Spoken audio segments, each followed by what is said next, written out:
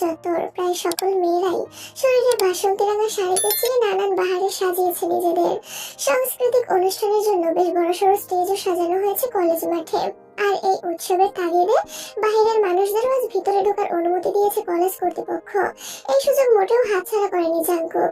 যদিও সে এমনিও চাইলে যে কোনো সময় কলেজে ঢুকে আসার ক্ষমতা রাখে, তবুও সাধারণ মানুষদের সাথে মিলেমিশে বউকে দেখার তাগিদেই এই সুযোগটা লুফে নিয়েছে। জাঙ্কুক আজ তার শরীরে একখানা বাসন্তী রঙের পাঞ্জাবি জড়িয়েছে, গলার কাছটায় আবার কিঞ্চিৎ লাল রঙের নকশা। ফর্সা শরীরে পাঞ্জাবিটা মানিয়েছে দারুণ। হাতে হাত ঘড়ি আর মাথায় চুলগুলো পিছনে ঠেলা। যেহেতু স্বাস্থ্য প্রায় একই রকম, জাঙ্কুক হাত উঠিয়ে নিজের পাঞ্জাবির কলার ঠিক করলো। জেহবকে জিজ্ঞেস করলো, আমাকে কেমন লাগছে জেহব? আমার বউ আমাকে দেখে পাগল হবে তো? জেহব বিস্তর হাসলো, খুশিতে গদগদ হয়ে বলল, শুধু পাগলই হবে না স্যার, একদম গলায় ঝুলে পড়বে। আপনাকে আজ যা লাগছে না। জাঙ্কুক চোখ ছোট ছোট করে তাকালো জেহবের পানে, ওষ্ঠ বাঁকিয়ে বলল, তুই আবার আমার দিকে নজর দিস না জেহব, আমি কিন্তু ছেলেদের প্রতি একদম আগ্রহী নয়। তাছাড়া আমার ছোটখাটো মুরগির বাচ্চার মতো একটা বউ আছে। জেহব চুপসে গেল। সে কি বলল আর এই লোক কোথায় নিয়ে গেল? সে কি গে নাকি যে জাঙ্কুকের পানে নজর দেবে? ছি, এসব বাজে কথা। জেহব মনে মনে জাঙ্কুকের জন্য জঘন্য ভস্যের তীব্র নিন্দা জানালেও প্রকাশ্যে চুপ রইল। আশেপাশে তাকিয়ে দেখতে শুরু করলো মহিলা কলেজের সুন্দরী রমণীদের।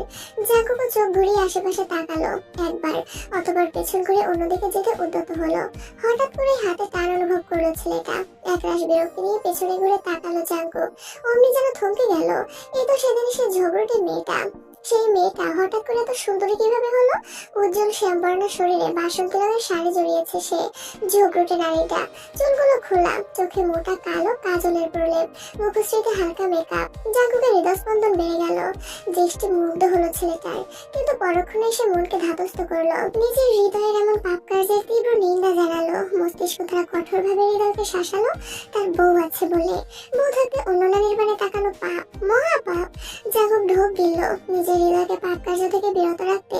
আবারও উদ্যত হলো অন্যদিকে চলে যেতে। তখনই পেছন থেকে চেঁচানোর শব্দ এলো। কে চেঁচিয়ে বলল, আরে আমার শাড়ি, শাড়ি! জাঙ্কুক থমকে দাঁড়ালো, ভ্রু কুঁচকে তাকালো সে পিছনের দিকে। ভালোভাবে খেয়াল করে দেখলো তার হাত ধরে সাথে মেয়েটার শাড়ির আঁচল বেঁধেছে। জাঙ্কুক কিছু বলার আগেই তে দ্রুত এগিয়ে এলো। আজ আর তেমন ঝগড়া বিবাদে না জড়িয়ে নিঃশব্দের শাড়ি ছাড়ানোর চেষ্টা করলো জাঙ্কুকের হাত ঘড়ি থেকে, কিন্তু পারলো না। বেশ কিছুক্ষণ চেষ্টা করেও ব্যর্থ হতে বিরক্ত হলো জাঙ্কুক। কপাল কুঁচকে বলল, আমি দেখছি, সরো। তে সরে দাঁড়ালো। জাঙ্কুকও কিছুক্ষণ সময় নিয়ে টানাটানি করলো মেয়েটার শাড়ির আঁচল নিয়ে, কিন্তু সে ব্যর্থ। আর এদিকে বিরক্ত বেড়েও চরম পর্যায়ে যেন। শেষে আর কোনো ইতিউতি না করে এক টানে শাড়ির আঁচলটা ছিঁড়ে ফেলেই ক্ষান্ত হলো ছেলেটা। অতঃপর বলল, ব্যাস হয়ে গেছে। তে চমকালো বেশ। নিজের শাড়ির আঁচলটা দু হাতে ধরলো চোখের সম্মুখে। কান্না পেয়ে গেল মুহূর্তেই। নতুন শাড়ি তার, মাত্র আজই পরেছে, তার মধ্যে এই ব্রিটিশ লোকটা ছিঁড়ে ফেললো। তেতে উঠলোতে ঝাঁঝালো কণ্ঠে বলল, কি করলেন আপনি? আমার শাড়িটা ছিঁড়ে ফেললেন?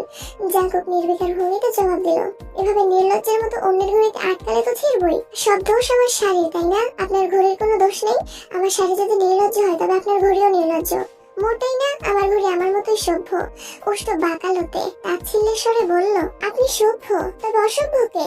জাঙ্কুক দাঁতে দাঁত চাপলো, কটমট করে বলল, তুমি আমার মতো একজন মানুষকে অসভ্য বলতে চাচ্ছ, বেয়াদব মেয়ে? তিনি কিছু বলতে চাইলো, তবে তার আগেই তাদের কথোপকথনের মধ্যে ফোড়ন কাটলো জেহব। জাঙ্কুককে ডেকে বলল, স্যার। জাঙ্কুক গর্জে উঠলো, জেহবকে ধমকে বলল, চুপ জেহব, আমাকে একদম থামাতে আসবি না। আজ এই বেয়াদব মেয়েটাকে একটা উচিত শিক্ষা দিয়ে তবেই আমি ক্ষান্ত হব। জাঙ্কুকের কথায় তেলে বেগুনে জ্বলে উঠলো তে। চড়া গলায় বলল, কি বললেন আপনি? আমি বেয়াদব? আপনি তো ইংরেজদের বংশধর, পাজি বদমাইশ পুরুষ মানুষ। অভদ্র মেয়ে, মুখ সামলে কথা বলো। বলবো না, কি করবেন আপনি? জাঙ্কুক রেগে গেল আরো। নিজের রাগ নিয়ন্ত্রণ করতে না পেরে তে শাড়ির আঁচলটা ধরে আরো কিছুটা অংশ ছিঁড়ে দিল। তে হা হয়ে গেল। ক্রোধে রিরি করে উঠলো তার শরীরখানা। অগ্নি দৃষ্টিতে তাকালো জাঙ্কুকের পানে। জাঙ্কুক যদিও খুব একটা পাত্তা দিল না সে দৃষ্টিকে। তে হুট করেই পা উঁচু করে দাঁড়ালো জাঙ্কুকের সম্মুখে। ছেলেটা কিছু বুঝে ওঠার আগেই হাত বাড়িয়ে দুহাত দিয়ে খামচে ধরলো জাঙ্কুকের পাঞ্জাবির গলার কাছের অংশটা। শক্ত হাতে টেনে ছিঁড়ে দিল মুহূর্তেই। দাঁতে দাঁত চেপে বলল, সদবোধ। জাঙ্কুক ফুঁসে উঠলো আরো, নিজের গলার দিকে তাকিয়ে ক্রোধ চরম পর্যায়ে তার। বুকের কাছটা ছিঁড়ে ফর্সা বক্ষভাগ উন্মুক্ত হয়ে উঠেছে জনসম্মুখে। জাঙ্কুকের মেজাজের পারদ লাফিয়ে লাফিয়ে উপরে উঠলো, রক্ত লাল হলো চক্ষুদ্বয়। কপালের নমনীয় রগগুলো ফুলে ফেপে উঠেছে ইতিমধ্যেই। স্থান কাল পাত্র কোনো দিন কোনো না ভেবে সে ঠাস করে একটা থাপ্পড় মেরে দিল তের নরম গালে। তে স্তব্ধ হলো, অজান্তেই মেয়েটার হাত চলে গেল গালে। ছলছল করে উঠল চোখ দুটো। বাবা মা ভাই হাজার বকলেও কেউ কখনো মারেনি তাকে, অথচ এই অপরিচিত পুরুষ এভাবে মেরে দিল। তে আশেপাশে তাকালো, তাদের ঝামেলাকে ঘিরে ছোটখাটো একটা জটলা পেকে গেছে ইতিমধ্যেই। লজ্জায় মরে যেতে ইচ্ছে করছে তের, আবার কান্নাও পাচ্ছে। তে আর দাঁড়ালো না এক মুহূর্ত, দৌড়ে ওই স্থান থেকে প্রস্থান করলো একটু সময়ের মধ্যেই। জিহব এতক্ষণ হতভম্ব হয়ে দেখছিল দুজনের ঝগড়া। তে দৌড়ে চলে যেতেই মুখ খুললো সে। জাঙ্কুকের পানে তাকিয়ে বলল, স্যার।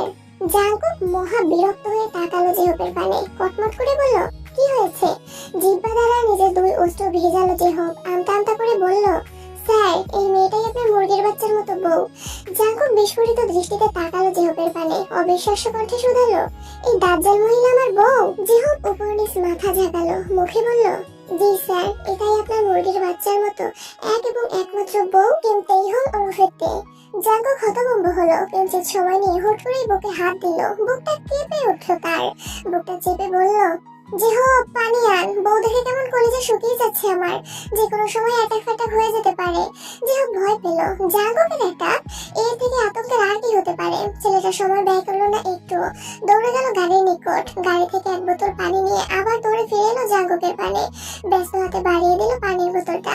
তাড়াহুড়ো করে বলল, স্যার পানি, তাড়াতাড়ি খেয়ে নিন। জাঙ্কুক পানির বোতল হাতে নিল। এখনো যেন তার বিশ্বাস হচ্ছে না এই তার বউ। সেই প্রথম দিন থেকে যে মেয়ের সাথে চরম শত্রুতা পোষণ করে বেড়াচ্ছে, এখন সে কিনা জানতে পারছে এই শত্রুই তার মুরগির বাচ্চার মতো বউ। আচ্ছা সে কানে ভুল শুনছে না তো? আর একটু নিশ্চিত হতে জাঙ্কুক আবারও শুধালো, ভাই তুই নিশ্চিত এই দজ্জাল মহিলাই আমার বউ তো? জি স্যার, একদম 100% নিশ্চিত। জাঙ্কুকের গলা শুকিয়ে এলো, নিজের হাতে ধরে থাকা বোতলটা ছিপি খুললো, ধপ ধপ করে গিললো বোতলের অর্ধেকটা পানি। হুট করে কিছু একটা স্মরণে আসতে পানি পান করা থামিয়ে দিল সে। বোতলটা পাশে অদূরে ছুঁড়ে ফেললো। অতঃপর জিহবের পানে তীক্ষ্ণ দৃষ্টিতে তাকিয়ে বলল, বেটা মীর জাফরের বংশধর, তুই আগে কেন বললি না ওইটা আমার বউ? এখন আমি যে একখানা থাপ্পড় মেরে দিলাম, এর দায়ভার কে নেবে শুনি? জিহব ঢোক গিললো, আমতা করে বলল, স্যার আমি তো বলতে চাইছিলাম, কিন্তু আপনি থামিয়ে দিলেন। জোর করে বলবি, এমনি সময় তো খুব ফটর ফটর করতে পারিস বেয়াদব। থামলো জাঙ্কুক, চিন্তিত স্বরে শুধালো, নিশ্চয়ই বউটা আমার ব্যথা পেয়েছে ভীষণ। জিহব জিহ্বা দ্বারা উষ্ঠ ভেজালো, বুকে সাহস নিয়ে বলল, স্যার দজ্জাল মহিলারা ব্যথা পায় না।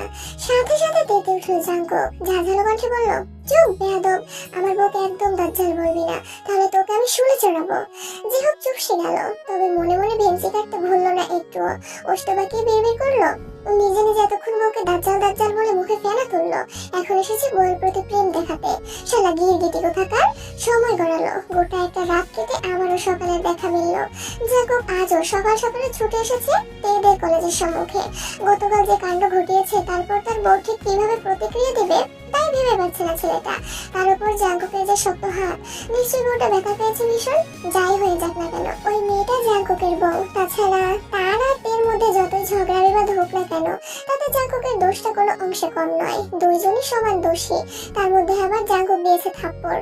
গতকাল বিকালেও ছেলেটা ছুটে গিয়েছিল তেদের বাড়ির সম্মুখে, কিন্তু ভাগ্য সহায় না হওয়ায় দেখা পায়নি বউয়ের। এরপর যদি আবার বউয়ের খোঁজে বাড়ির ভিতরে ঢুকতে যেত, হয়তো হিতে বিপরীত হয়ে যেত। শ্বশুর বাড়িটা তো সব রাজাকার আলবদর আর শামসে ভরপুর, বউটাও এই মুহূর্তে চেতে আছে। তাই আর জাঙ্কুকে বাড়িতে ঢোকার ঝুঁকি নেয়নি। আগে বউকে মানানো যাক, তারপর ভালোবাসায় সিদ্ধ করা যাক, তারপর না হয় এই শত্রুতে ঘেরা বাড়িতে ঢুকে দু চারটা তাণ্ডব নৃত্য নাচা যাবে। জাঙ্কুক অধীর আগ্রহে অপেক্ষা করছে তার রাজাকার শ্বশুরটার সম্মুখে একবার তাণ্ডব নৃত্য নাচার জন্য। জাঙ্কুক অধৈর্য ভঙ্গিতে রাস্তার ফুটপাতে পায়চারি শুরু করলো অনবরত। তার বউটা কেন কলেজে আসছে না এখনো? 9:30 বাজতে চললো ইতিমধ্যেই। বেশ কিছুটা সময় অতিবাহিত হলো আরো। জিহব হঠাৎ করেই বলল, স্যার ওই আপনার বউ আসছে। জাঙ্কুক নড়ে চড়ে দাঁড়ালো। বউ? তার বউ? ভাবতে প্রশান্তিতে ভরে গেল ছেলেটার মন। কত প্রতীক্ষা, কত ছটফটানির পরে সে দেখা পেয়েছে বউয়ের। এই মেয়েটাকে আগে যতবার দেখেছে কখনো এমন লাগেনি, অথচ যখন থেকে শুনেছে এই মেয়েটাই তার বউ, তখন থেকে অজানা এক প্রশান্তিময় অনুভূতি আস্তে পিষ্টে ধরেছে জাঙ্কুককে। তে রাস্তায় জাঙ্কুককে দেখেও না দেখার ভান ধরলো। ছেলেটাকে উপেক্ষা করে পা বাড়ালো গেটের দিকে। জিহব তাড়াহুড়ো করলো, হই হই করে বলল, স্যার আপনার বউ তো চলে যাচ্ছে। জাঙ্কুকের হুঁশ ফিরলো।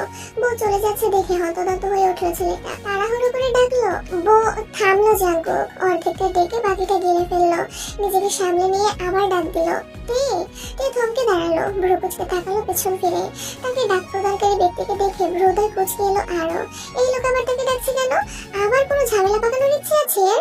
মনে মনে সন্দেহ জন্ম নিল তের। আশেপাশে একবার নজর বুলিয়ে সে বলল, জি আমাকে ডাকছেন? জাঙ্কুক এগিয়ে গিয়ে দাঁড়ালো তের নিকটে। মেয়েটার মুখোমুখি হয়ে বলল, হ্যাঁ তোমাকেই ডাকছি। তে কপাল টান টান করে তাকালো জাঙ্কুকের পানে, শক্ত কণ্ঠে বলল, কি খবর? থাপ্পড় কি আরেকটা মারা বাকি আছে নাকি আপনার? জাঙ্কুক বইয়ের শক্ত কথার নিকট কিছুটা দমে গেল। এই বোধহয় প্রথমবারের মতো সে দমে গেল, নয়তো তার কথার সাথে পেরে উঠবে এমন কেউ আছে?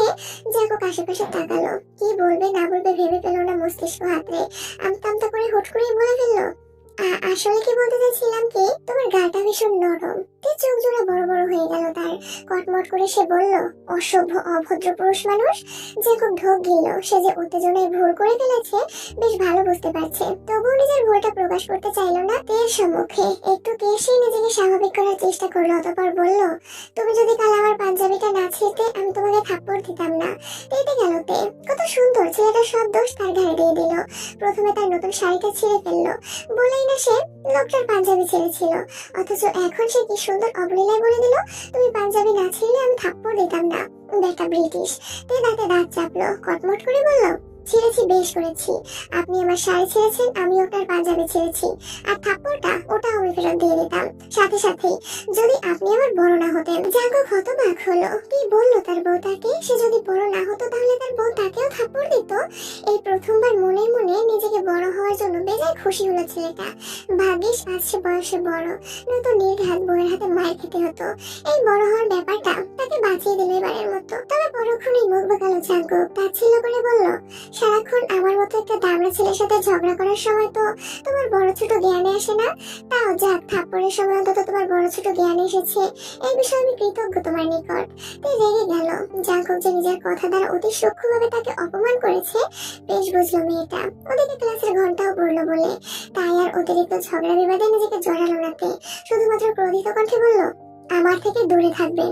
পরবর্তীতে আপনাকে যেন আমার চোখের সম্মুখে না দেখি ব্রিটিশ পুরুষ। নিজের যতটুকু বলার প্রয়োজন ছিল বলেই কলেজের ভেতরের দিকে প্রস্থান করলো মেয়েটা। জাঙ্কুককে আর কিছু বলার সুযোগ দিল না। তে চলে যেতে জিহব এগিয়ে এসে দাঁড়ালো জাঙ্কুকের পাশে, ভাবুক ভঙ্গিতে বলল, আপনার বউটা মনে হয় না এত সহজে মানবে স্যার। জাঙ্কুকের দৃষ্টি তীক্ষ্ণ হলো। সে তে চলে যাওয়ার পানে দৃষ্টি রেখে বলল, আমি কি বউকে মানাতে এখন তার কলেজের অধ্যাপক হিসেবে চাকরি নেব জিহব? ওই নাটক সিনেমা উপন্যাসে যেমন হয় তেমন ভাবে? জিহব কোনো চিন্তা ভাবনা করলো না, ফট করে উত্তর দিল, শিক্ষক পিতার সমতুল্য স্যার। জাঙ্কুক ঘাড় বাঁকিয়ে তাকালো জিহবের পানে, কটমট করে বলল, চুপ থাক মির্জাফরের বংশধর। দিলি তোমার মনটা ভেঙে? কত সুন্দর ভেবেছিলাম একজন অধ্যাপক হিসেবে কলেজে চাকরি নিয়ে প্রতিদিন অল্প অল্প খুদ করে দিয়ে মুরগির বাচ্চার মতো বউটাকে পটিয়ে নিব, আর তার হতে দিবি না বেয়াদব। সকাল গড়িয়ে বিকালে দেখা মিলল। তে ক্লাস শেষ করে পার্কের দিকে গেল একটু। বাড়ি গেলে আর কেউ বাড়ি থেকে বের হতে দেবে না, অথচ মনটাও ভালো লাগছে না খুব একটা। চোখের সম্মুখে বারবার জাঙ্কুকের মারা গতকালের ওই থাপ্পড়ের দৃশ্যটা ভেসে উঠছে। সে ছোটবেলা থেকে চঞ্চল প্রকৃতির দুষ্টুমির জন্য বাবা মা কিংবা ভাইদের নিকট বকা খেয়েছে অনেক, কিন্তু কেউ কখনো মারেনি তাকে। অথচ এই পুরুষ কোথা থেকে এসে দুম করে মেরে দিল, তাও কতগুলো মানুষের সামনে। কতটা লজ্জায় পড়তে হয়েছিল গতকাল থেকে, তবুও তো তে দমে যায়নি, কলেজে যাওয়া বন্ধ করেনি, তে হাঁটতে শেখেনি। আর না কালে থাপ্পড়টায় তার কোনো দোষ ছিল, তাই তো সকাল সকালই কলেজে ছুটে গিয়েছিল। কিন্তু লজ্জা মন খারাপ তারা তো ঠিকই আস্তে পিস্তে ঘিরে রেখেছে তেকে। কি হলো, কেন হলো, কোন দোষে তেকে লজ্জায় পড়তে হলো সবার সম্মুখে? জাঙ্কুক নামক ছেলেটার চেহারা মনে আসতেই তার ছোট্ট দেহটা যেন ক্রোধে কেঁপে ওঠে। ইচ্ছে করে দু চারটা চড় থাপ্পড় মেরে ছেলেটার ফর্সা গাল লাল করে দিতে, কিন্তু বড় বলে আর চোখ খোলা যায় তা পারে না। ছেলেটা ভীষণ বাজে, নির্দয় হলেও সে তো না। পার্কের বেঞ্চে বসে আকাশ পাতাল ভাবছিল তে। মেয়েটার ভাবনার মধ্যেই তার পাশে এসে বসলো কেউ একজন। তে ঘাড় ঘুরিয়ে তাকালো সেদিকে, দেখলো জাঙ্কুককে। মুহূর্তে মেজাজ বিগড়ে গেল। ঝাঁঝালো কণ্ঠে বলল, আপনি এখানে আর আমার পাশে কেন বসেছেন? জাঙ্কুক ততটা পাত্তা দিল না তার কথায়, নির্বিকার ভঙ্গিতে বলল, জায়গা পেয়েছি বসেছি, এখানে কি তোমার নাম লেখা আছে নাকি? এর কেন যেন কথা বাড়াতে ইচ্ছে হলো না। এর সাথে এখন কথা বাড়ানো মানেই ঝগড়া, আর এই মুহূর্তে ঝগড়া করার মতো ইচ্ছা বা মানসিকতা কোনোটাই নেই মেয়েটার। তো নিঃশ্বাস ফেললোতে কলেজ ব্যাগটা কাঁধে নিয়ে উঠে দাঁড়ালো সে। ধূপধাপ পা ফেলে বাড়ির উদ্দেশ্যে রওনা দিল। জাঙ্কুক পেছন ডাকলো, গলা উঁচিয়ে বলল তে। তে দাঁড়ালো না, বরং হাঁটতে হাঁটতে পেছন ফিরে অগ্নি দৃষ্টিতে তাকালো জাঙ্কুকের পানে। মুখে কিছু না বললেও চোখ দিয়ে শাসিয়ে গেল সূক্ষ্মভাবে। জাঙ্কুক আর ডাকলো না মেয়েটাকে, অসহায় দৃষ্টিতে তাকিয়ে রইল তার যাওয়ার পানে। জিহু পাশেই ছিল, তেকে চলে যেতে দেখে সে বলল, স্যার আপনার বউ চলে যাচ্ছে। জাঙ্কুক ফোঁস করে একটা নিঃশ্বাস ছাড়লো, হতাশ কণ্ঠে বলল, আমার মুরগির বাচ্চার মতো বউটা অমন বাচ্চাওয়ালা মুরগির মতো কেমনে হলো ভাই? দেখলেই তো ফুসফুস করে ওঠে, মনে হয় ঠোকর মেরেই শেষ করে দেবে আমাকে। হোটেল ছেড়েছে জাঙ্কুক, আর কতদিন হোটেলে থাকা যায়? তাছাড়া এ তো কোনো দর্শনীয় স্থানের হোটেল নয় যে জানালাটা খুললে মন প্রাণ জুড়িয়ে যাবে, স্নিগ্ধ শীতল বাতাস এসে আবেশিত করবে তাকে। এটা শহরের বুকে রাত কাটানোর জন্য হোটেল, যেখানে জানালা খুললে গরম বায়ু, অযাচিত কোলাহল, যানবাহনের পেঁপা ধ্বনির উৎপাত পাওয়া যায়। যদিও উচ্চমানের পরিপাটি এক সুন্দর হোটেলে ছিল জাঙ্কুক, তবেও দিনের পরে দিন এখানে থাকতে আর ভালো লাগছে না তার। তাছাড়া এখন যেহেতু রাজশাহীর বুকে বইয়ের দেখা পেয়েছে, তখন এখানে তাকে থাকতে হবে বেশ অনেকটা দিনের জন্য। আর তো উপায় নেই, প্রথম দিকে বইয়ের দেখা পেয়েও তাকে না চেনে যে ভুলগুলো করেছে তার সংশোধন করতে হবে। এখন বউকে মানাতে হবে, তাকে নিজের প্রেমে ফেলতে হবে, তার প্রণয় উপলব্ধি করাতে হবে। সব মিলিয়ে অনেকটা সময়ের প্রয়োজন জাঙ্কুকের। তাই তো রাজশাহীতে বাসা ভাড়া নেওয়ার সিদ্ধান্ত নিয়েছে ছেলেটা। ঢাকায় নিজেদের ব্যবসার কাজে বাচ্চাদের উপর চাপিয়ে দিয়েছে কিছুদিনের জন্য। তারপরও এখানে বসে যতটা তদারকি করা সম্ভব সে করবে। তার মাঝে মাঝে খুব প্রয়োজনীয় হলে অল্প স্বল্প সময়ের জন্য ঢাকায় যাবে। রাজশাহীতে ইতিমধ্যে বাসা ভাড়া নিয়ে ফেলেছে জাঙ্কুক। তেদের বাড়ির কাছাকাছি রেখেছে বাসাটা, তবে 2-3টা ঘরের পরে পাছে যদি তার রাজাকার শ্বশুরটা কোনোভাবে দেখে নেয় তাকে, তখন দেখা যাবে দলবল নিয়ে তাকে বাসা থেকে উচ্ছেদ করতে চলে এসেছে। জাঙ্কুক এই মুহূর্তে কোনো ঝামেলা চাইছে না, শ্বশুর বাড়ির সাথে তো একদমই নয়। তাই একটু দূরে দূরেই বাসাটা রেখেছে সে। আজ সন্ধ্যার দিকে জাঙ্কুক উঠেছে সে বাসায়। যদিও ব্যাচেলার মানুষ থাকবে, তত কিছু গোছানো নেই। যতটুকু প্রয়োজনীয় ফার্নিচার কিনেছিল তা ওই ফার্নিচার দিতে যে ছেলে পেলে এসেছিল তারাই গুছিয়ে দিয়ে গেছে।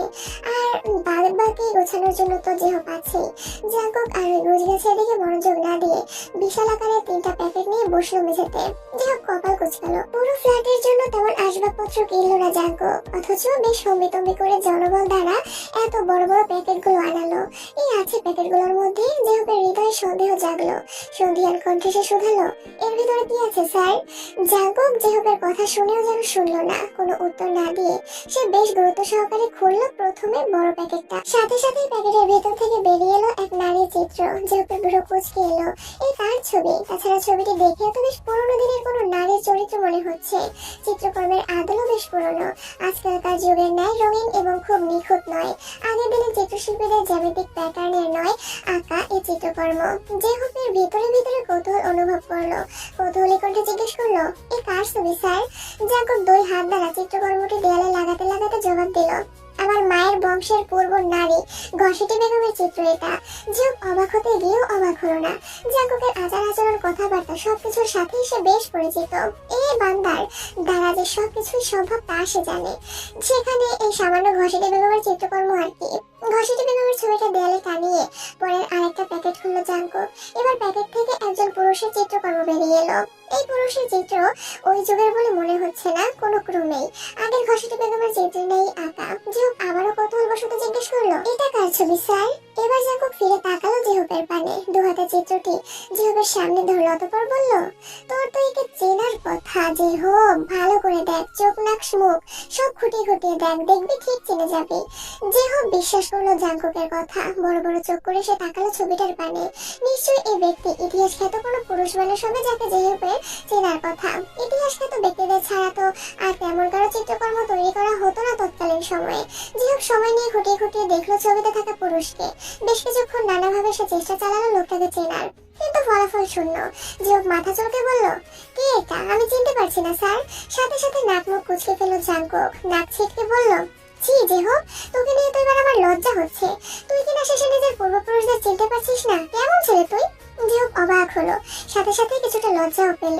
এই পুরুষ কিনা তার পূর্বপুরুষ, অথচ সে চেনে না। জিহুপের মনে মনে খারাপ লাগলো ভীষণ। সে নিজ বংশের পূর্বপুরুষদের চেনে না, অথচ তার পূর্বপুরুষদের জাঙ্কুক চেনে। এর থেকে লজ্জার আর কি হতে পারে ভাই? তবু আপাতত জিহুপ লজ্জা গিলে ফেললো। তার এই পূর্বপুরুষকে অবশ্যই চিনতে হবে তাকে, নয়তো পরবর্তীতে আবার কেউ হুট করে সেই ছবি দেখিয়ে তাকে কিছু জিজ্ঞেস করলে লজ্জা করতে হবে। জিহুপ জিহ্বা দিয়ে নিজের ওষ্ঠ ভেজালো, জানার আগ্রহ নিয়ে জাঙ্কুককে শোধালো, এর নাম কি স্যার? এ আমার কোন পূর্বপুরুষ? জাঙ্কুক যেন এবার মহা বিরক্ত হলো। জিহুপের দিক থেকে দৃষ্টি ঘুরিয়ে ছবিটা দেয়ালে লাগাতে উদ্যত হলো। কপাল কুঁচকে জবাব দিল, এটা মীর জাফর, তোর কলিজার বন্ধনের পূর্বপুরুষ। জিহুপ হতাশ হলো, নিজের উপর নিজে বেশ বিরক্ত হলো। এ তো জানা কথা ছিল যে জাঙ্কুক কোনো গুরুত্বপূর্ণ উত্তর দেবে না, কিন্তু জাঙ্কুকের চরিত্র সম্পর্কে জানার পরও এ কথা তার মাথায় কেন এলো না? ধুর, আর কিছু সে জিজ্ঞেসই করবে না জাঙ্কুককে। পাগল লোকের সব পাগলামি কথাবার্তা।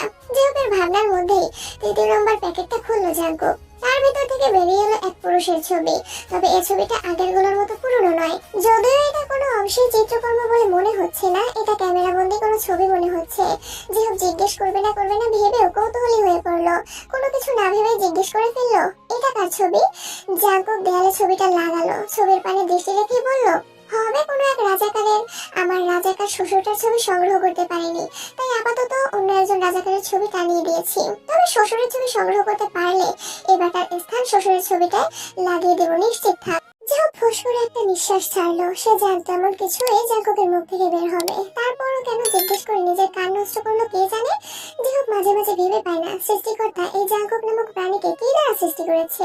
এর আগা গোড়া সবটাই অদ্ভুত কথাবার্তা এবং কার্যক্রম দ্বারা ভরপুর।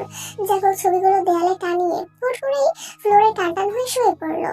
বেশ কিছুক্ষণ শুয়ে থেকে হঠাৎ করেই আবার উঠে বসলো।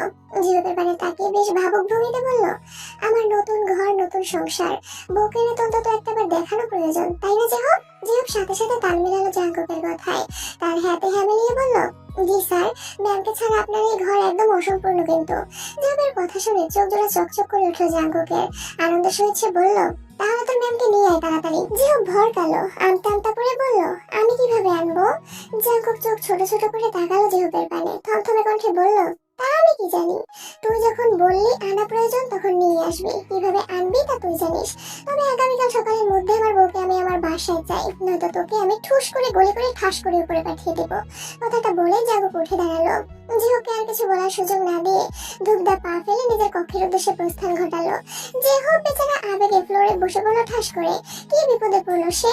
কে বলেছিল তাকে জাঙ্কুকের হাতে হ্যাঁ মিলাতে? আর জাঙ্কুকের কথা যদি তাও না মিলাতো, তবে এত বড় একটা বিপদে তো পড়তে হতো না। এখন সে কিভাবে তাকে নিজেদের বাড়িতে আনবে? ভয়ঙ্কর স্বামীর দজ্জাল বউকে কিভাবে বেগে আনবে? এমনি মেয়ের যাতে সুদীর্ঘ এক রাতের সমাপ্তি ঘটিয়ে সকালে দেখা মিলেছে। সূর্যের ফুটফুটে আলোয় ভরে উঠেছে চারপাশ। যেহেতু রাতে ঘুম ভালো হয়নি একটু। গতকাল সারা রাত শুধু এই চিন্তায় কেটেছে যে তাকে এই বাসায় কিভাবে আনবে। আর যদি না আনতে পারে, তাহলে জাঙ্কুক যদি সত্যি সত্যি তাকে ঠোস করে গুলি করে ঠাস করে উপরে তুলে দেয়, তখন কি হবে? জাঙ্কুক নামক ওই প্রাণীর না আছে মুখের উপরে কোনো বিশ্বাস, আর না আছে হাতের উপরে কোনো বিশ্বাস। চিন্তায় জিহুপের প্রাণ উষ্টাগত প্রায়। তাই তো সে সকাল সকালে নেমে দাঁড়িয়েছে বাসার সম্মুখে রাস্তার কাছে। এই পথ দিয়ে তো তে কলেজে যাবে। যদিও সে জানে তে কলেজে যেতে এখনো অনেক দেরি আছে, কিন্তু যাবে তো। জিহুপ কোনো ঝুঁকি নিতে চাইছে না। সে যে সময়ের গেটে দাঁড়াবে তার আগে যদি তে চলে যায়, তখন কি হবে? তাই তাড়াহুড়ো করে ঘরের পোশাক অর্থাৎ 3/4 প্যান্ট এবং টি শার্ট জড়িয়ে উস্কো চলে হাজির হয়েছে গেটের সম্মুখে। বারবার তেদের বাসার দিকে উকি ঝুঁকি দিচ্ছে, আবার একটু পরপর চিন্তিত ভঙ্গিতে পায়চারি করছে। জিহুপকে এভাবে পাগলের ন্যায় পায়চারি করতে দেখে তার দিকে এগিয়ে এলো ওই বাড়ির দারোয়ান। অর্ধবয়স্ক দারোয়ান দুই চোয়ালের সাহায্যে পান চিবোতে চিবোতে জিহুপকে উদ্দেশ্য করে প্রশ্ন করলো, আপনি কেডা? জিহুপ আমতা করে জবাব দিল, জি নতুন এসেছি। ও, এটুকু বলেই আর দাঁড়ালো না দারোয়ান। যেভাবে এসেছিল ঠিক সেভাবে প্রস্থান করলো। জিহুপ আরো কিছুক্ষণ অতিবাহিত করলো তের অপেক্ষায়। অবশেষে তার অপেক্ষার অবসান ঘটেছে। ওই তো আসছে মেয়েটা, সাদা কলেজ ড্রেসে নিজেকে আবৃত করে মাথা হিজাব পেঁচিয়ে। জিহুপ সময় ব্যয় করলো না একটু। ব্যস্ত পায়ে ছুটে গিয়ে দাঁড়ালো তের সম্মুখে। হাসি মুখে বলল, আসসালামু আলাইকুম ম্যাম। হঠাৎ রাস্তার মাঝে কেউ পথ আটকাতেই বিরক্ত হলো তে। কপাল কুঁচকে সে তাকালো সম্মুখ পানে। জিহুপকে দেখে চোখ ছোট ছোট করে বলল, আপনিও ব্রিটিশ লোকটা চালানা। জিহব ভ্যাবাচাকা খেয়ে গেল, কিন্তু পরক্ষণে নিজেকে সামনে নিল। যেমন স্বামী তার তো তেমনই বউ হবে, এটা মোটেই বিস্ময়কর কিছু নয়। তাছাড়া এতে ভুল কিছু তো বলেনি। জাগব তো সত্যি ব্রিটিশদের অন্তর্ভুক্ত, রন্ধে রন্ধে তার ব্রিটিশগিরি।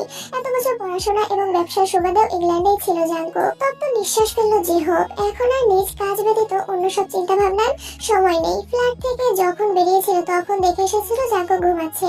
ছেলেটার ঘুম ভাঙার আগেই তুইকে নিয়ে তাকে ফ্ল্যাটে যেতে হবে। কিন্তু সমস্যা হচ্ছে, এই দরজার মেয়েটা কি তার কথায় যেতে রাজি হবে? জাগবের কথা শুনলে তো সম্ভবত মুখের উপর নাকচ করে দিবে। জিহব তবুও আশা ত্যাগ করলো না।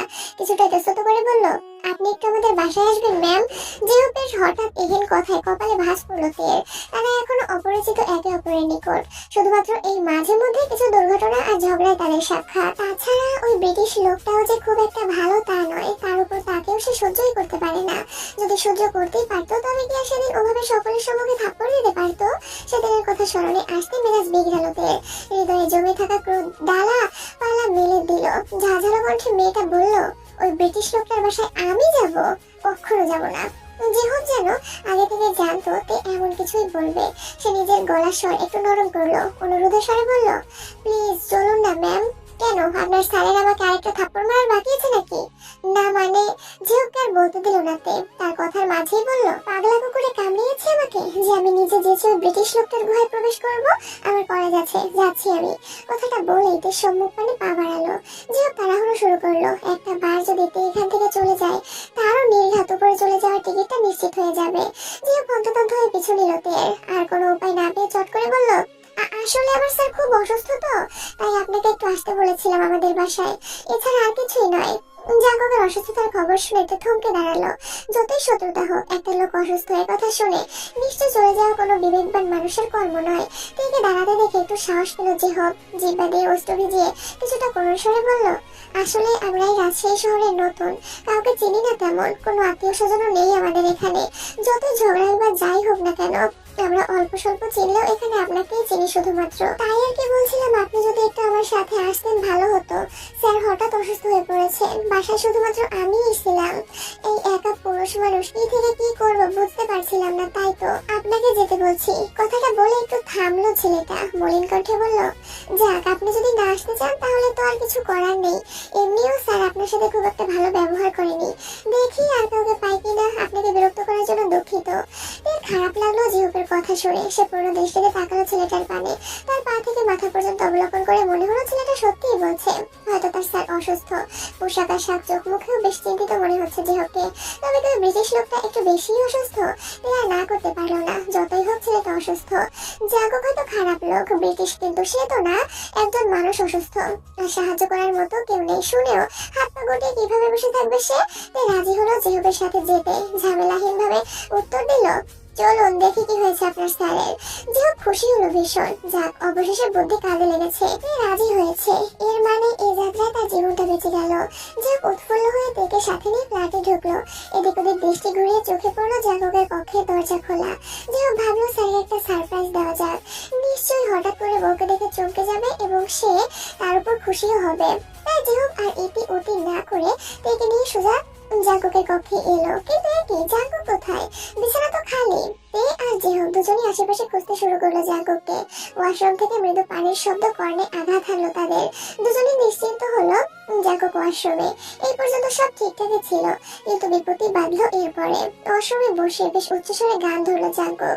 নিজের বেসুরো কণ্ঠে গাইতে শুরু করলো, জীবনে শান্তি নাই রে, মনে শান্তি নাই রে, শান্তির বাপ তার মায়ের নিয়া বিলেত পালাইছে, আর আমার ঘরে রাখি গেছে ঘষেটি বেগম, সাথে রাখিছে মীর জাফর, শ্বশুর বাড়িতে রাজাকার, শান্তির বাপ আমারে ধ্বংস করিছে, ও হেই হেই শান্তির বাপ আমারে ধ্বংস করিছে।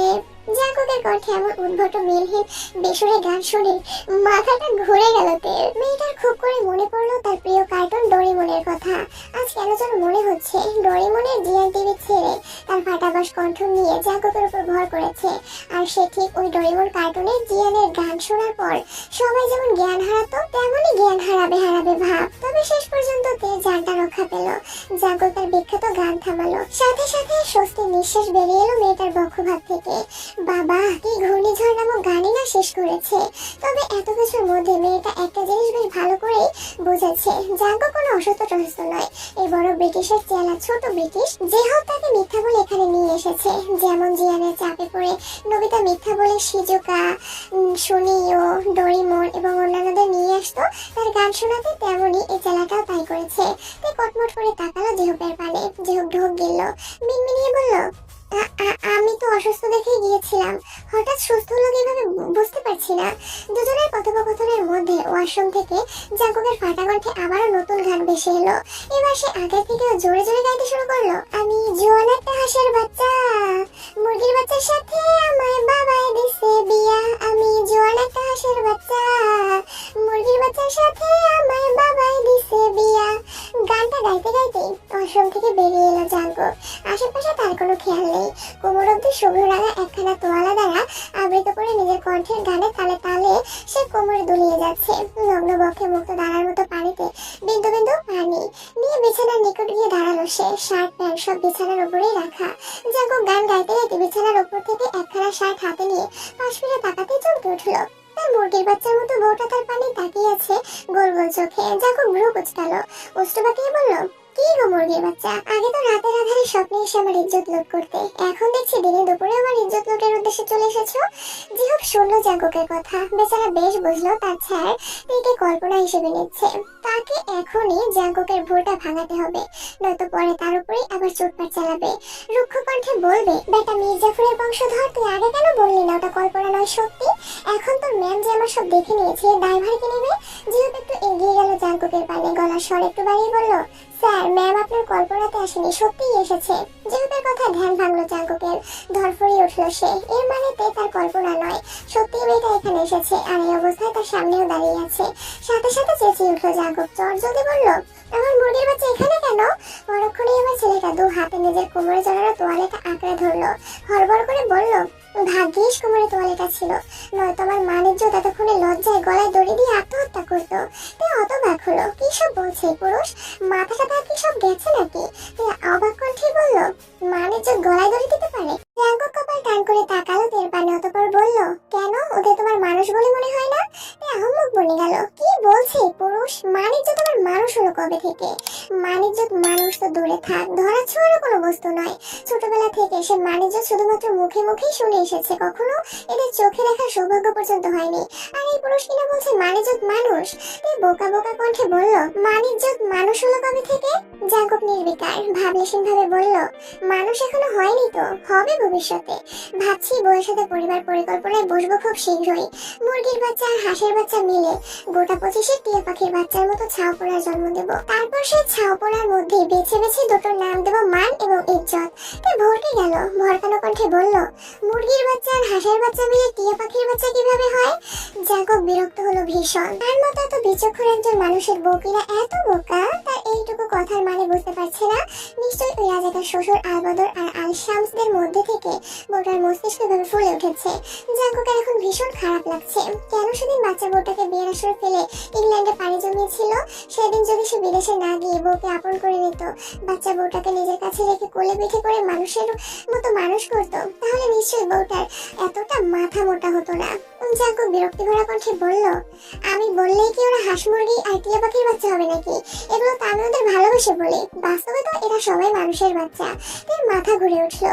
এই পুরুষ এইসব কি উদ্ভট কথা বলছে? প্রথমে বললো মানিজ্যত মানুষ, তারপরে কি সব মুরগির বাচ্চা, হাঁসের বাচ্চা, আবার তাদের টিয়ার বাচ্চা, সবটাই মাথার উপর দিয়ে গেল মেয়েটার। এই মুহূর্তে নিজেকে কেমন মানসিক রোগী মনে হচ্ছে। আচ্ছা, সে নিজে মানসিক রোগী নাকি পুরুষ মানসিক রোগী? পাবনা থেকে পালিয়ে এসে উঠেছে রাজশাহীতে। যে হোক, জাঙ্কুকের এই অসুস্থতার কথাই বলেনি তো। তে চোখ বড় বড় করে তাকালো জিহুপের পানে। চোখে পড়লো ছেলেটা কেমন কাঁচুমাচু ভঙ্গিতে দাঁড়িয়ে আছে। এর ভয় হলো, এই কোন পাগল ছাগলের কাছে এসে পড়লো। ছোটবেলা থেকেই এমনি এই পাগলের ভয় পাইতে, ছোটবেলায় একবার রাস্তায় তাকে একা পেয়ে এক পাগল ধাওয়া করেছিল, সেই থেকে পাগলে ভয়। এখানে তো তে একাই, আর যে হোক তো এই পাগলেরই লোক। যদি কোনোভাবে তাকে ধরে মারে, সেদিন তো সকলের সম্মুখে থাপ্পড় মারলো, কি জোরে থাপ্পড়টা ছিল, ব্যথায় তাৎক্ষণিক তের মরে হয়েছিল, তার দাঁত নড়ে গেছে। মেয়েটা ভয়ার্ত দৃশ্যে এদিক ওদিক তাকালো, অতঃপর হুট করে দৌড়ে বেরিয়ে গেল কক্ষ থেকে। ঠিক এইভাবে দৌড়াতে দেখে হকচকালো জাঙ্কুক। সেও ছুটলো মেয়েটার পিছু পিছু, কিন্তু দরজার নিকট আসতেই খেয়ালে এলো সে অর্ধনগ্ন, দেহের ঊর্ধ্বভাগে নেই কিছুই, নিচে শুধুমাত্র একটা শুভ্র রঙা তোয়ালে জড়ানো। জাঙ্কুক নির্লজ্জ ঠিক আছে, তাই বলে এতটাও নির্লজ্জ নয় যে শুধু একটা তোয়ালে জড়িয়ে রাস্তায় দৌড়াবে। জাঙ্কুক নিজ কক্ষের দরজার সম্মুখে গিয়ে থেমে দাঁড়ালো। জিহোপকে তাড়া দিয়ে বলল, আমার বউকে তাড়াতাড়ি ধর জিহোপ। দৌড়ে বেরিয়ে এলো জাঙ্কুকদের বিল্ডিং থেকে, তবে সে এসে থামলো না বিল্ডিং সম্মুখে। দৌড়ে আরো কিছু দূরে গিয়ে থমকে দাঁড়ালো, হাঁটুতে ভর দিয়ে জোরে জোরে কয়েকটা নিঃশ্বাস নিয়ে নিজেকে ধাতস্থ করলো। অতঃপর আবার স্বাভাবিক গতিতে হাঁটা শুরু করলো। কিন্তু কিছুটা দূরে যেতেই তে অনুভব করলো তার নাম ধরে ডাকছে কেউ। আবার ওই ব্রিটিশ পাগল আর তার চেলানা তো। মেয়েটা দাঁড়ালো না, পায়ের গতি বাড়িয়ে দিল। তবে তাই বলে পিছন থেকে তার নাম ধরে ডাকাটা থামেনি, বরং আরো বেশি করে শোনা যাচ্ছে ডাকটা। তে আবারও দৌড়াতে গিয়ে থেমে গেল। কণ্ঠস্বরটা কেমন চেনা চেনা মনে হচ্ছে, জাঙ্কুক কিংবা জিহোপের কণ্ঠে নাই মনে হচ্ছে না। তে থমকে দাঁড়ালো, পেছন ফিরে তাকাতেই চোখে পড়লো অতি পরিচিত একটা মুখশ্রী। এই তো দেবদের কলেজের একজন সম্মানীয় অধ্যাপক মিস্টার চাঙ্গুক স্যার। যদিও বয়সে নিতান্তই অল্প বয়স, তবু স্যার তো তাদের পড়ায়, অথচ তার এত ডাকাডাকি সত্ত্বেও তে চলে যাচ্ছিল। মনে মনে অনুতপ্ত হলো তে। ততক্ষণে তার সম্মুখে এসে দাঁড়ালো চাঙ্গুক। হাঁপাতে হাঁপাতে বলল, কতক্ষণ ধরে ডাকছি আপনাকে, শুনছেন না? তে জিহ্বা নাড়িয়ে অশ্রু ভিজালো, আমতা করে বলল, দুঃখিত স্যার, আমি শুনিনি। চাঙ্গুক আর এই বিষয়ে তেমন কথা বাড়ালো না, স্বভাবসুলভ অশ্রু হাসি দিয়ে বলল, আপনি এখানে? জি, আমার বাসা এখানেই স্যার। ও, আমি একটা কাজে এসেছিলাম এখানে। তা কলেজে যাচ্ছ? তে মাথা নাড়ালো, মুখে জবাব দিল, হ্যাঁ। চাঙ্গুক আবারও হাসলো, অতবার বলল, আমিও যাচ্ছি, চলো একসাথে যাই। তে বারণ করতে চেয়েও পারলো না, হাজার হলেও শিক্ষক মানুষ, তার মুখের উপর না কিভাবে বলবে। তে সায় জানালো জাঙ্গুকের কথায়, পাশাপাশি হাঁটতে শুরু করলো দুজন। ততক্ষণে জাঙ্গুকও নিচে চলে এসেছে জিহোপকে নিয়ে। বিল্ডিং এর সম্মুখে দাঁড়িয়েই তার চোখে পড়লো অপ্রত্যাশিত দৃশ্যটি। তার বউয়ের পাশে কিনা একটা ছেলে হেঁটে যাচ্ছে, আর তার বউও কি সুন্দর অবলীলায় হেঁটে যাচ্ছে ওই অল্প বয়সী ছোকরার পাশে। জাঙ্কুকের চোখ দুটো জ্বলে উঠলো, চোয়াল শক্ত হয়ে এলো মুহূর্তেই, বক্ষপিঞ্জরে জ্বলে উঠলো হিংসাত্মক মনোভাব। জাঙ্কুক অগ্নি দৃষ্টিতে তাকালো তের পানে, ভারী কণ্ঠে বলল, ওই শিয়ালের বাচ্চাটা আবার কে? খোঁজলে যে হোক। জাঙ্কুকের আসার কিছুটা আগে এখানে এসে দাঁড়িয়েছিল, তাই তের সাথে থাকা ছেলেটাকে বেশ ভালোভাবে দেখে নিয়েছিল সে। যে হোক তে এবং জাঙ্কুকের হাঁটার পানে দৃষ্টি রেখেই বলল, খোঁজ নিতে হবে না স্যার, ছেলেটা ম্যামের কলেজের শিক্ষক মিস্টার চাঙ্গুক ভুইয়া। প্রথম যেদিন ম্যামকে খুঁজতে তার কলেজে গিয়েছিলাম সেদিন দেখেছিলাম।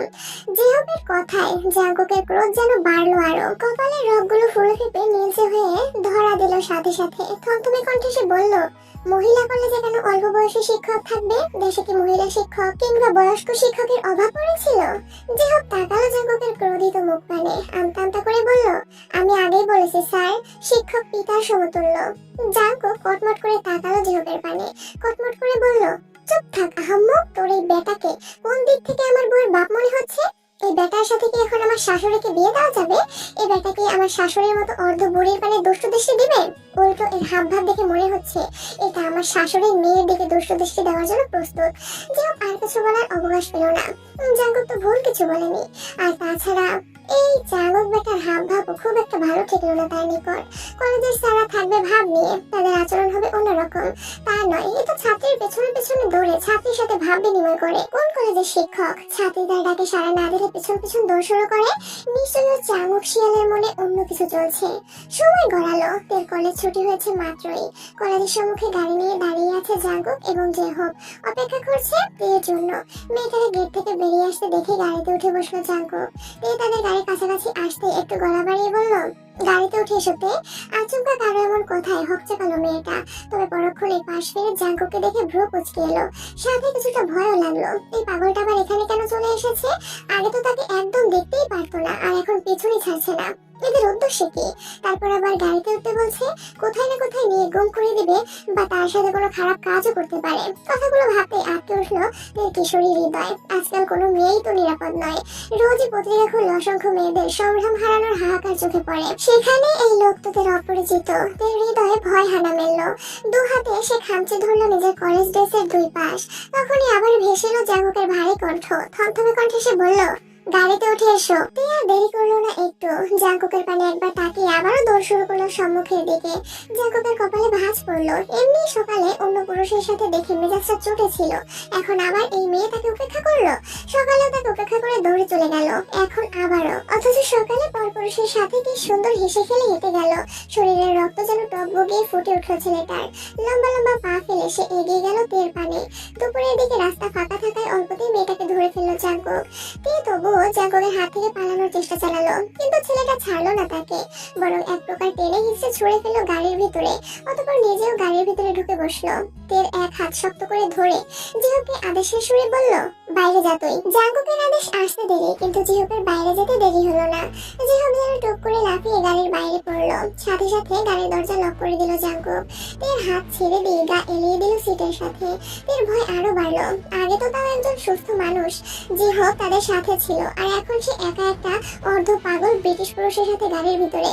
এই লোক যদি তাকে কিছু করে ফেলে, সে অবলা একজন মেয়ে মানুষ হয়ে কিছুই করতে পারবে না। যদি মেরে টেরে ফেলে দেয়, ভয়ে গলা শুকিয়ে এলো তের।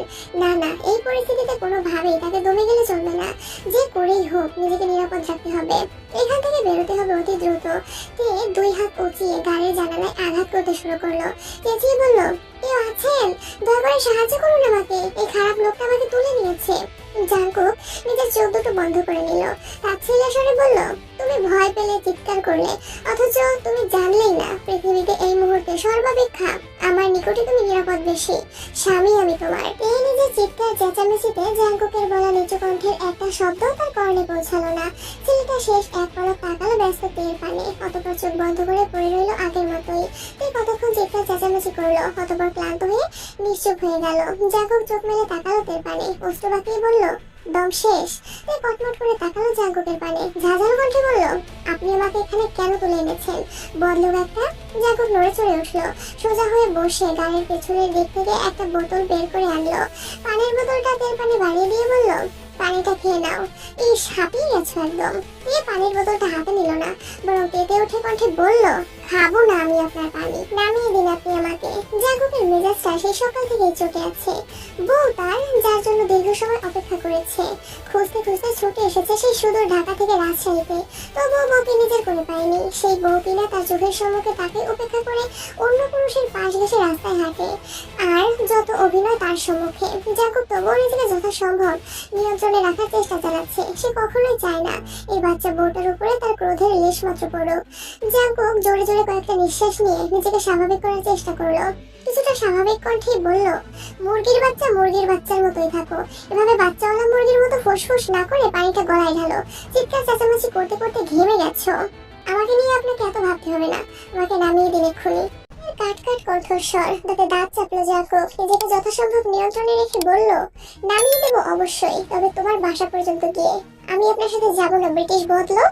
জাঙ্কুক এবার আর নিজেকে ধরে রাখতে পারলো না, ভিতর থেকে ক্রোধ যেন উপচে বেরিয়ে আসতে চাইছে ছেলেটার। চোয়াল শক্ত হয়ে এলো জাঙ্কুকের, তার লম্বাটে পরিপুষ্ট হাতটা বাড়িয়ে হুট করে সে চেপে ধরলো তের শুরু হলো নরম কোমরখানা। সেখানে বেশ শক্তপোক্ত ভাবে চেপে ধরে মেয়েটাকে নিয়ে এলো নিজের নিকট, দাঁতে দাঁত চেপে বলল, তা আমার সাথে কেন যাবে? যাবে তো ওই কলেজের অল্প বয়স্ক কচি কোনো স্যারের সাথে। জাঙ্কুকের কণ্ঠ নিশ্চিত কোনো কথা তেমন ভাবে পৌঁছালো না তের কানে। মেয়েটা বরং নাজেহাল হয়ে উঠেছে জাঙ্কুকের অপ্রত্যাশিত অনাকাঙ্ক্ষিত স্পর্শে। এই প্রথম তের অঙ্গে কোনো পুরুষের ছোঁয়া, তাও এতটা গভীর ভাবে, শরীরের গভীরতম স্থানে। মেয়েটা ক্ষণে ক্ষণে কেঁপে উঠছে কেমন, তীব্র অস্বস্তি বোধে নাজুক হয়ে পড়েছে ছোট মেয়েটার কিশোরী হৃদয়। ভিতরে ভিতরে তোলপাড় শুরু হয়ে গেছে। এলোমেলো দৃষ্টি ফেললো তে, কম্পিত কণ্ঠে বলল, আমাকে ছেড়ে কথা বলুন। জাঙ্কুক ছাড়লো না, বরং টেনে মেয়েটাকে আরো নিকটে নিল। তের মুখের কাছে মুখ নিয়ে বলল, ছাড়বো না। কি করবে তুমি? জাঙ্কুকের প্রতিটি নিঃশ্বাসের বায়ু আশ্রে পড়ছে তের চোখে মুখে জুড়ে। পরম আবেশে চোখ দুটো বন্ধ করে নিল মেয়েটা। কিন্তু আশ্চর্যের বিষয় হলো, জাঙ্কুকের এই অনাকাঙ্ক্ষিত স্পর্শ তের কেমন খারাপ লাগছে না। তে শুনেছে পুরুষ মানুষের অযাচিত স্পর্শ খারাপ স্পর্শ বা কুনজর নাকি নারীরা বুঝতে পারে। এই হয়তো এর আগে আমার স্পর্শের কখনো সম্মুখীন হয়নি, তবে কোনো পুরুষের নজর দেখে বুঝে নিতে পারতো কোনটা ভালো নজর এবং কোনটা খারাপ নজর। তবে আজ কেন এই স্পর্শের মানুষে বুঝতে পারছে না? এই অপরিচিত স্পর্শ খারাপ লাগছে না তের নিকট, আর ভালো লাগছে না। এমন দোটানায় মন বুঝেছে, লজ্জা ভয় সংকোচ সংশয়ে হৃদয় আবদ্ধ হয়েছে। তবুও কেন যেন তের জোর গলায় কিছু বলতে পারছে না। এটাই বোধহয় পবিত্র সম্পর্কের বন্ধন। লোকমুখে শোনা যায় বিয়ে নামক পবিত্র বন্ধনে আবদ্ধ হলে দুই নরনারীর মধ্যে সৃষ্টিকর্তা এক অদৃশ্য বন্ধনের সৃষ্টি করে। সাথে সাথে কথাটা বোধ হয় বহুলাংশে সত্যি। তাই না জেনে না বুঝে জাঙ্কুকের স্পর্শকে খারাপের খাতায় ফেলতে পারছে না মেয়েটা। এই চোখ বন্ধ রেখে শীতল কণ্ঠে বলল, চিৎকার করবো আমি। জাঙ্কুক বাঁকা হাসলো। তের মোড়ের অবস্থা একটু হলেও বুঝলো সে। ক্ষীণ কণ্ঠে ছেলেটা বলল, প্রথমত তুমি হাজার চিৎকার করলেও তোমার কণ্ঠ উচ্চারিত একটা শব্দ গাড়ির বাইরে যাবে না। দ্বিতীয়ত, জীবন জাঙ্কুক চৌধুরীর হাত থেকে তোমাকে বাঁচানোর সাধ্য কারো এই মুহূর্তে নেই মুরগির বাচ্চা। জাঙ্কুক চৌধুরী নামটাই কম্পন ধরালো তের কায়া জোরে। এর আগে বহুবার এই লোকের সাথে তের দেখা হয়েছে, ঝগড়া হয়েছে, তবে নামটা জানা হয়নি। বারবার ব্রিটিশ লোক বলে সম্বোধন করেছে তাকে, কিন্তু এই নামটা কেমন পরিচিত পরিচিত মনে হচ্ছে। কোথাও শুনেছে হয়তো, কিন্তু কোথায় শুনেছে তে মনে করতে ব্যর্থ হলো। যেথায় শুনেছে শুনুক তো।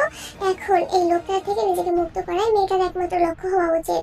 কিন্তু সে লেগেছে এই নামের রহস্য খুঁজতে। জাঙ্কুক চৌধুরী নামটা মাথা থেকে ঝেড়ে ফেলে দিল তে। মুহূর্তেই আবার আগের রূপে ফিরে গেল সে। কটমট করে বলল, ছাড়ুন আমাকে অসভ্য পুরুষ।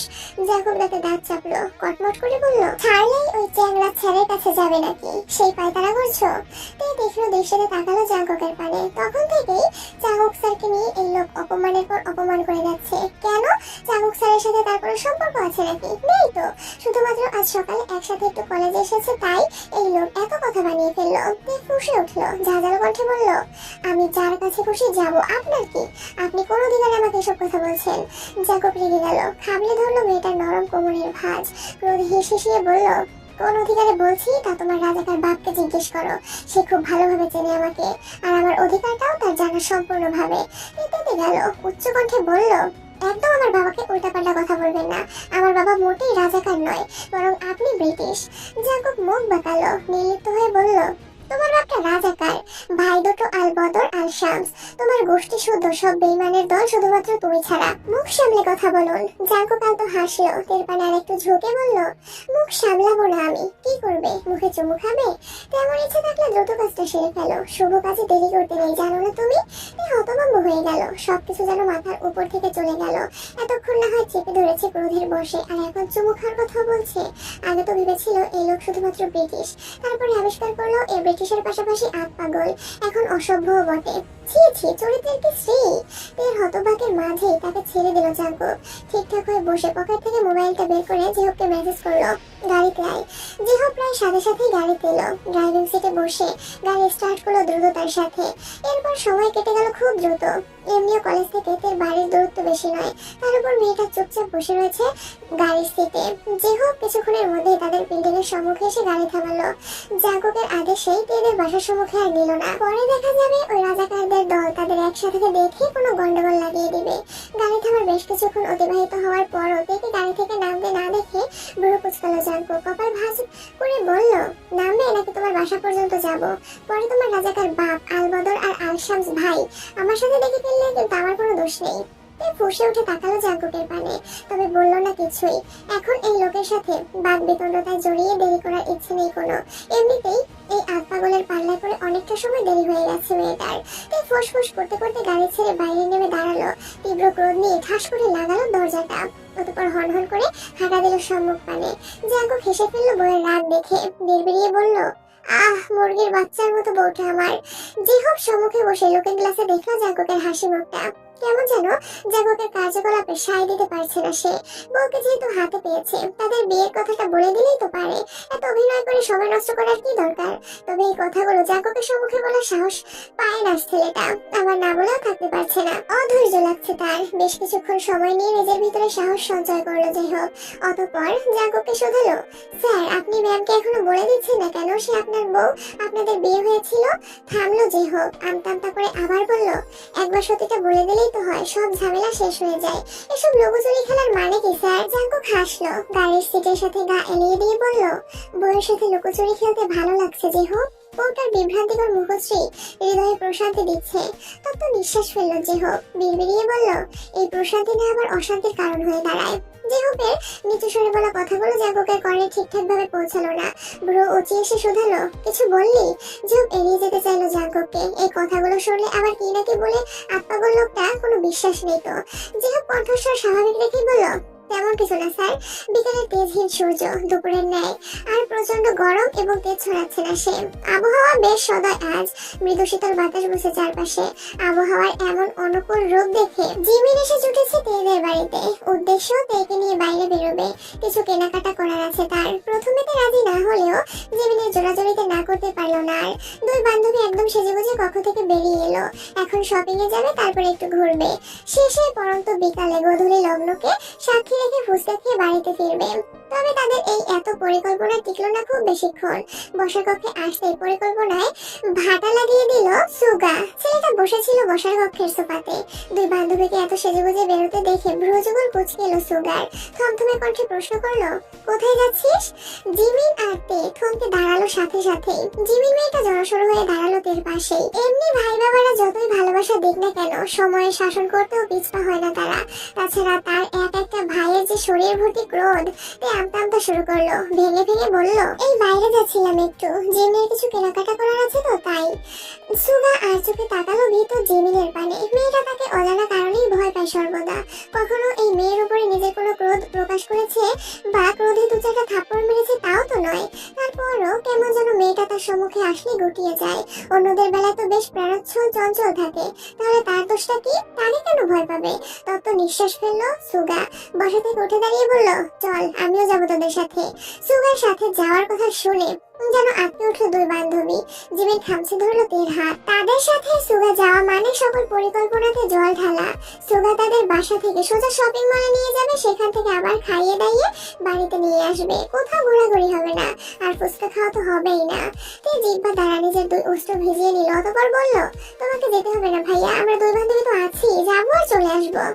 সুগা এক পলক তাকালো বোনের পানে, অতঃপর জিমিনের দিকে শীতল দৃষ্টি নিক্ষেপ করে বলল, এই জন্যই তোমাকে আরো বেশি করে যেতে হবে। এক গর্ধবের সাথে যাচ্ছে আরেক গর্ধব। তে আর জিমিন অপমানিত বোধ করলো বেশ। তবে সুগার মুখের উপরে আর কিছু বলার সাহস হলো না তাদের। অগত্যা সুগার সাথে শপিং এ যাওয়ার জন্য উদ্যত হলো দুই নারী। একটু বাদে কাছাকাছি একটা ছোটখাটো শপিং মলে এসে পৌঁছালো সুগা, জিমিন এবং তে। তারা শপিং মলে ঢুকতে সেখানে এসে পৌঁছালো জাগব এবং জেহব। জেহবের উপরে সর্বদা তের উপরে নজর রাখার দায়িত্ব ছিল। সেই দায়িত্ব পালন নিয়োজিত অবস্থায় জেহব যখন দেখলো তে বাড়ি থেকে বের হচ্ছে, চটজলদি সে খবরটা পৌঁছে দিল জাগবের কানে। জাগবও দেরি করেনি, কোন রকম তৈরি হয়ে পিছু নিয়েছে বউয়ের। ফলস্বরূপ এখন সে শপিং মলে ঢুকে সুগাকে বউয়ের সাথে দেখে মেজাজটা চটে গেল ছেলেটার। কোথায় বউ একা আসবে, তার পিছু পিছু একটু ঘুরঘুর করবে, কিশোরী বয়সের ন্যায় নিজের বউ নামক মেয়েটাকে বিরক্ত করবে, তা না, কাবাবের মধ্যে হাড্ডি হতে আরেকজন এসে হাজির। জাগব দাদা দাঁত চাপলো, কটমট করে জিহবকে বলল, এই আলবদরটা এখানে আমার বউয়ের সাথে কি করছে? জিহব শুনলো জাগবের প্রশ্ন, তবে প্রতি উত্তরে কিছুই বলল না। আসলে এই আলবদর কেন এসেছে তা সে নিজেও জানে না। হয়তো বোনকে একা ছাড়তে চাইনি তাই এসেছে। জাগব কারা থেকে বেশ কিছুটা সময় নিয়ে ঘুরঘুর করলো বউয়ের কাছে যাওয়ার জন্য, কিন্তু সে সুযোগ আর এলো না। সুগাটা যেন আঠার মতো লেগে আছে মেয়েটার সাথে। জাগবের মেজাজ বিগড়ালো আরো। আজ শুধুমাত্র বউটার মনের মধ্যে তাকে নিয়ে কোনো নেতিবাচক প্রভাব ফেলতে চায় না বিধায় তের বাপ ভাইয়ের সাথে ঝামেলা করছে না, না তো দেখিয়ে দিত জাগব কি জিনিস। এমনি বউয়ের হৃদয়ে তার জন্য নেতিবাচক চিন্তা ভাবনার তো শেষ নেই। জাগবের ভাবনার মধ্যেই এরা এগিয়ে গেল বিল পরিশোধ করতে। আজকের মতো কেনাকাটা শেষ তাদের। বিল পরিশোধ করার সময় শপিং মলেরই একজন মহিলা কর্মচারী তাড়াতাড়ি করে দৌড়ে এলো একটা প্যাকেট হাতে। জনবলে সুগা, তে এবং জিমিন তিনজনই থাকলেও কর্মচারী নারীটি প্যাকেটটা এগিয়ে দিল তের পানে। হাসি মুখে বলল, ম্যাম এটা আপনার।